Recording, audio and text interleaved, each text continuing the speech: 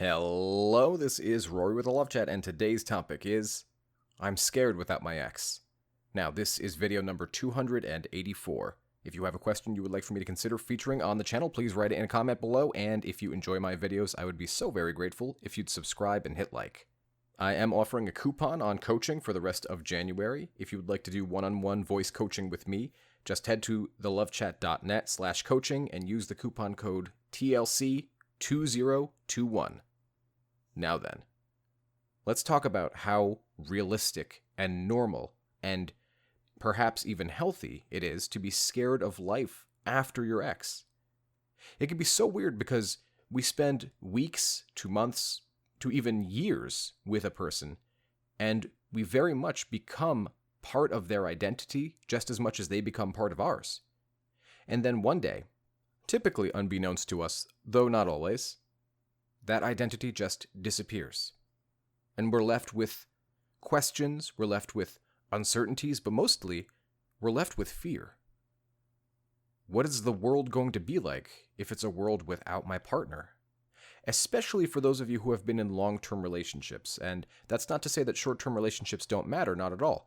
But it is to say that because we've spent more time with somebody, we're very likely to have built more of our personality up with them. And it can be scary because now that entire person is gone. That part of you feel is gone. Now, in reality, of course, we know that this isn't the case. We know that we are still who we are. We still enjoy what we enjoy. But that can be so very hard to remember post-breakup. Because post-breakup, all you can think of is the ex, and of getting them back, and of what you've lost. And to take that further, I challenge you to show me a person who's in a good mood post-breakup, who's thinking about how much they have going on in their own life post-breakup. I'm not talking 3 or 4 months down the line, I'm talking immediately. The first thing we think about is what we've just lost. But one of the reasons that makes breakups so hard is because now we're scared without our ex. We explored the world with the certainty that we always had somebody to come home to, and now that's gone, at least for the moment. Additionally, we have confidence that they helped to give us, and going through a breakup can take some of that confidence away.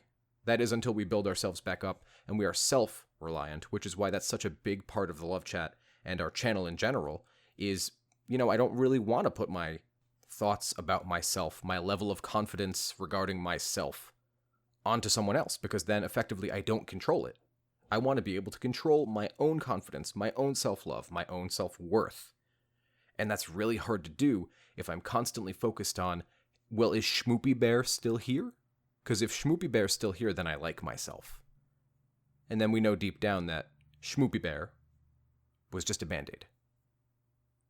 One of the reasons it's so hard to exist in a state without your ex is because in relationships, and some of you may disagree, this is just an opinion, relationships tend to make us a little too comfortable, and they make our world a little too small.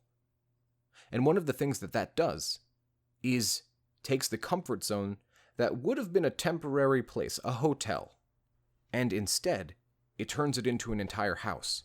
The problem with that is you're spending too much time in the comfort zone. There's a Stoic quote that I like to refer to whenever I get too complacent in my own life, and it goes something like this. I judge you unfortunate because you have never lived through misfortune.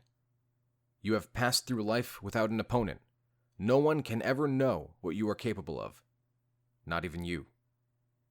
And that is a quote from Seneca, who is a Stoic philosopher. And I really believe that to be true.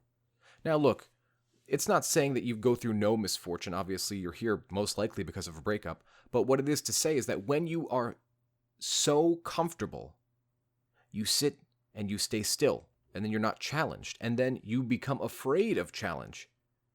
Really, if we're being honest with each other, one of the most difficult things about a breakup is the fact that now you need to go back out into the unknown. You need to leave the crib. So of course it's upsetting to lose someone you love, and I'm not saying that it isn't, not for 1 minute. But what really keeps us bugged, and what really keeps us pushed down, is the fact that we need to go out back into the unknown. And that scares the shit out of people. And for good reason, because you might get hurt. Emotionally, physically, mentally, spiritually. And just like I said in the video last time, the dating rejection video, you might get rejected. You might get told you're not good enough. Doesn't mean it's true, but you might get told it. And it's a toss-up between these two things. Would I rather stay at home with my partner or go out into the world and risk getting hurt? And for most people, it's a no-brainer. It's like, no, I'm staying home. We're going to watch Netflix and have pizza. It's going to be great. And there are, of course, always times to engage in that. There's always time to kick your feet back and have it easy. But one of the reasons that makes breakups so hard, one of the things that scares people so much about a breakup is the fact that now you're being asked to turn Netflix off, put the pizza away. I know. And get up and go do something greater than yourself. And that's scary. But that's why we talk so much about self-improvement on this channel, is because if you begin to engage in self-improvement, if you begin to love yourself, if you begin to do things that you don't want to do, that you do anyway because they're good for you, and you love yourself and you're self-parenting, then you could turn into such a greater, more capable, happier, healthier version of yourself.